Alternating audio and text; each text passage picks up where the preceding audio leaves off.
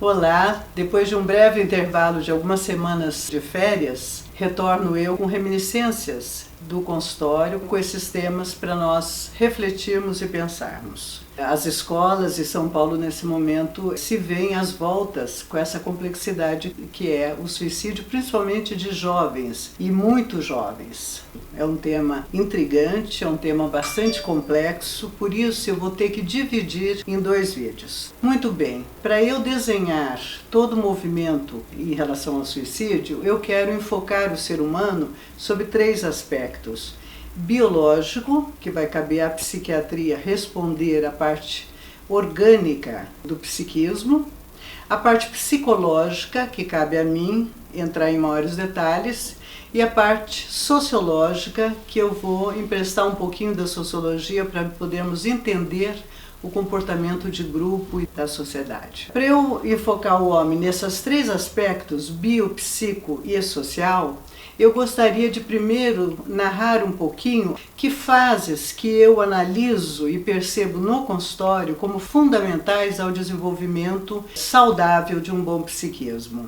Para isso eu vou passar por 3 áreas. Eu vou falar sobre o holding, ou a função materna. Eu vou falar sobre o olhar do outro sobre a pessoa, como que o outro me vê.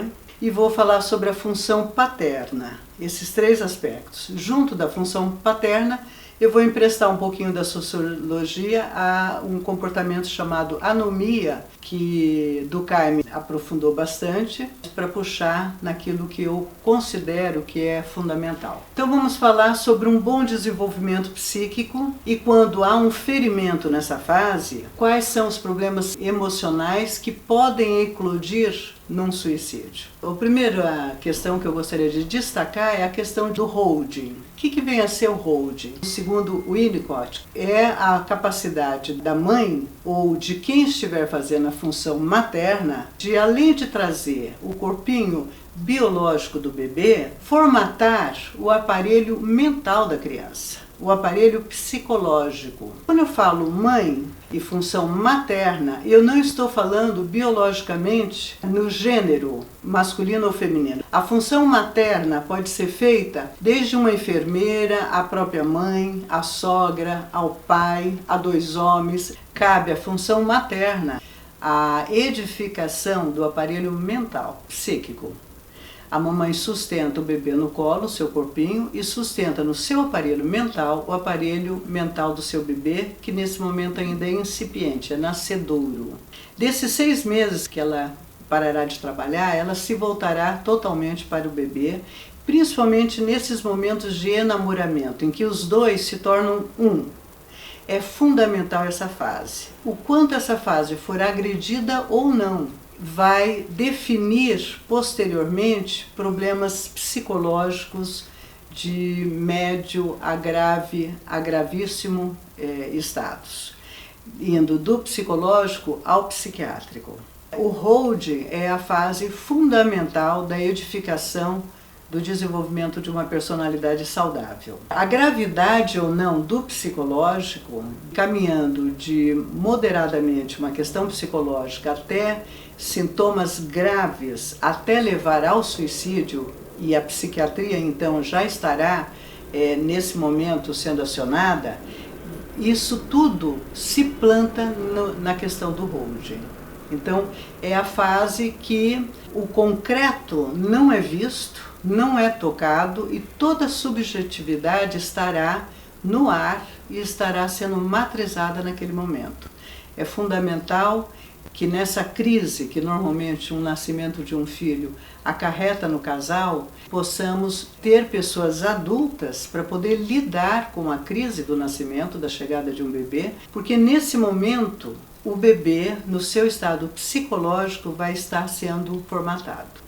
A psicologia e a psiquiatria em geral sabem que quanto mais arcaico, quanto mais inicial, mais antigo for o ferimento, mais grave será os problemas emocionais que a personalidade terá. Eu cito como exemplo Van Gogh, que nasceu de uma mãe que estava em luto, porque havia terminado de perder um bebezinho, e o Van Gogh ficou numa fixação a mulheres de luto. E também sabemos que ele e o irmão dele, o Theo, tiveram uma relação que esse irmão pôde acompanhar o tempo todo o Van Gogh porque ele não se viu percebido como personalidade pela mãe e também não pelo pai, que o pai já definia para ele o que ele deveria ser, que deveria ser pastor. Ele se bateu muito com a questão se ele teria competência ou não para ser pastor, sendo que nós sabemos quem é o Van Gogh, que é o pintor que ele é. Você imagina que essa criança não pôde ser vista. Quando eu penso em termos de reminiscências do consultório, essa é a segunda questão que eu destaco, no sentido de quem te viu enquanto ser.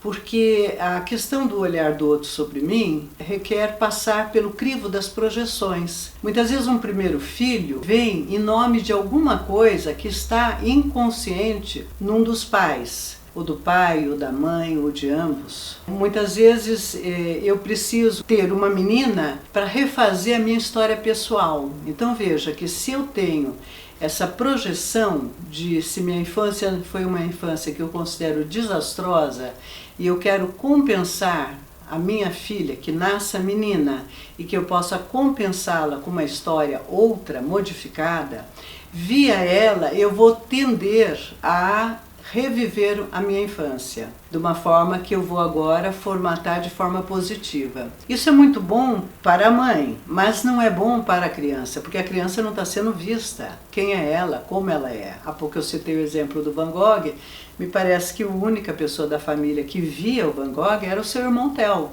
É interessante porque o Theo morre 6 meses depois da morte do Van Gogh, então é como duas vidas, uma unida à outra. Eu já tive situações de consultório do pai me falar: a senhora não está fazendo bem para o meu filho está deprimido, ele não melhora, porque a senhora não sabe quem é meu filho. E eu perguntar então: quem é seu filho? Como que o senhor vê o seu filho? Ah, meu filho é um cara extraordinário, é um cara inteligentíssimo, ele é um menino que desde pequeno eu sabia que seria ou governador ou quem sabe até presidente da nação.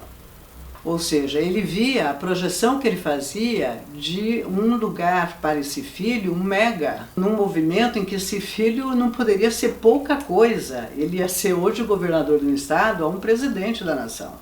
Ou seja, quem é esse rapaz? Então a minha pergunta para o pai é: se o senhor tirar essa questão de quem é o seu filho, nesse seu olhar, se o senhor olhar para o seu filho como ele por ele, quem é o seu filho? Será que o senhor alcança vê-lo? A angústia da família, a ansiedade da família fazia com que os pais se voltassem contra mim numa acusação de que eu não estava vendo as capacidades e tudo aquilo que era a projeção deles sobre o menino. Então o que eu estou dizendo? Eu estou dizendo que eu encontrar com o outro e ver o outro passa por o que hoje está tão em voga, que é a questão da alteridade. Será que eu de fato enxergo o outro que habita dentro de você? Será que quando eu estabeleço uma relação com você, eu de fato estou alcançando quem é você e você está me alcançando? Ou nós estamos vendo somente as máscaras sociais? Ou as projeções? Porque eu posso ter simpatia por pessoas loiras e olhar o aspecto da cor do cabelo e dizer que simpatia que é, mas é uma projeção, eu não estou vendo quem é a pessoa de fato. Então esse lugar da alteridade, em que alguém na família de fato me vê e de fato me alcança, e sou eu, não é a projeção ou o que se espera de mim, esse é um lugar que vai além do relacionamento, vai para o vínculo.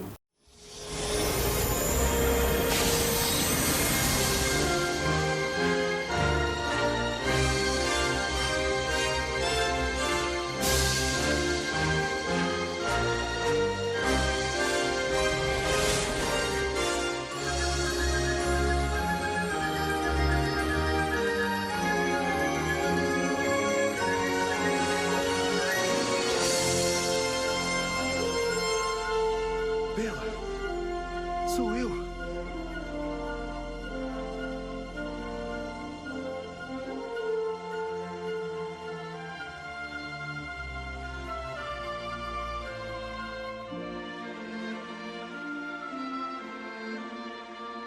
É você. Então eu posso ser uma pessoa de muitos relacionamentos e não estar profundamente vinculada a ninguém. E posso ter poucos vínculos, mas esses vínculos serem definidores, trazerem para mim uma sensação de pertencimento a um grupo social, a um grupo familiar, a essa sociedade.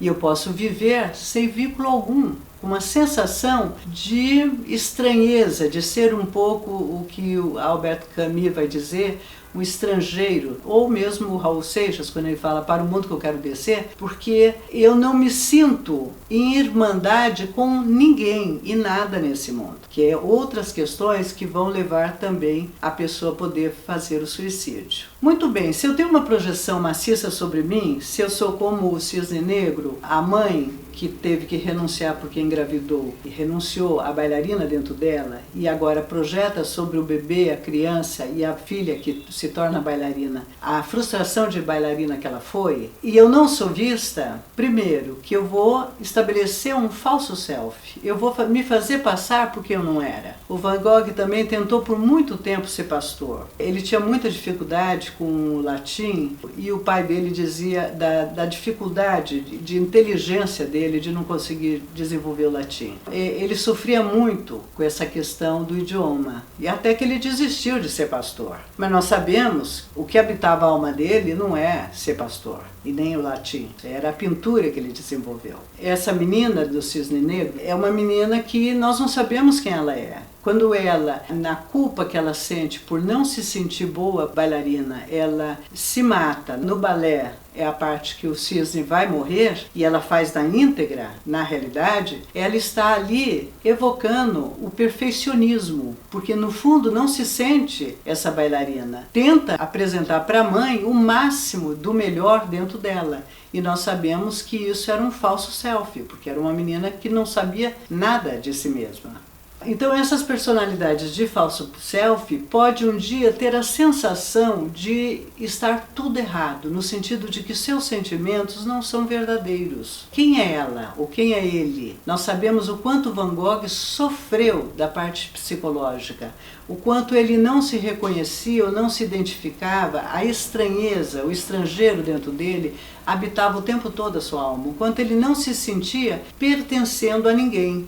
Eu creio que a única pessoa que o alcançou e o viu foi o Theo, e quem sabe então com o Theo ele pudesse ter o vínculo que a gente vê nos filmes, nas biografias, o quanto ele foi importante para ele. Mas essa sensação de estrangeiro, de sentimentos falsos, de não ter sentimentos verdadeiros, em que você se vê muitas vezes o tempo todo representando, fazendo um personagem, ou não é muito claro o personagem que você é, essas sensações, que são sensações esquizoides e esquisitas mesmo, ela pode caminhar de uma forma, digamos assim, psicológica, amena, até uma forma grave e psiquiátrica, de uma esquizoidia, de uma esquizofrenia e até ao suicídio por não se sentir pertencendo a ninguém, a lugar nenhum.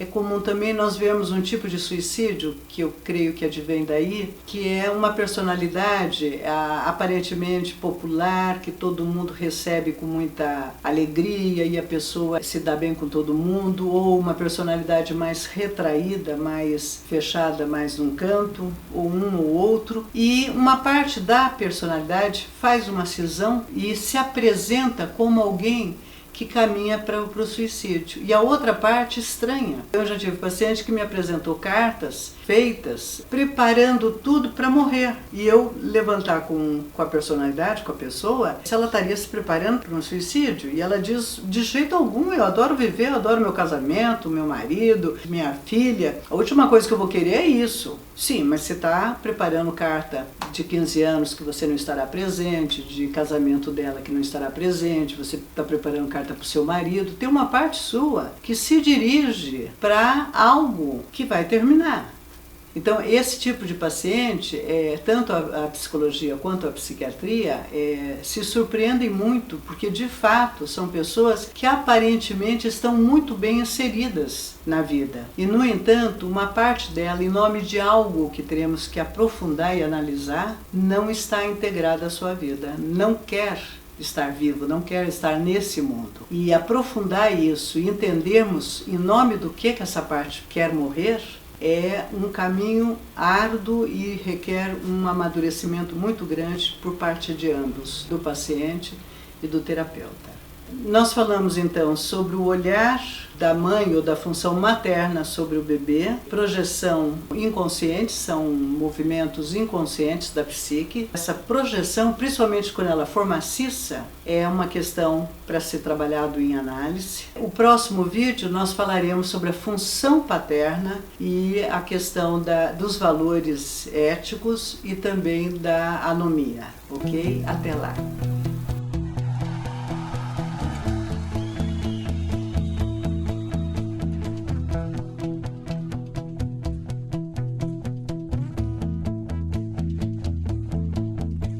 O pulso ainda pulsa.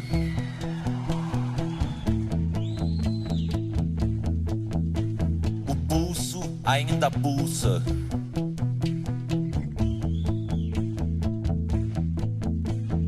Peste bubônica, câncer, pneumonia, raiva, rubéola, tuberculose, anemia, rancor, cisticircose, cachumba, difteria, encefalite, faringite, gripe, leucemia.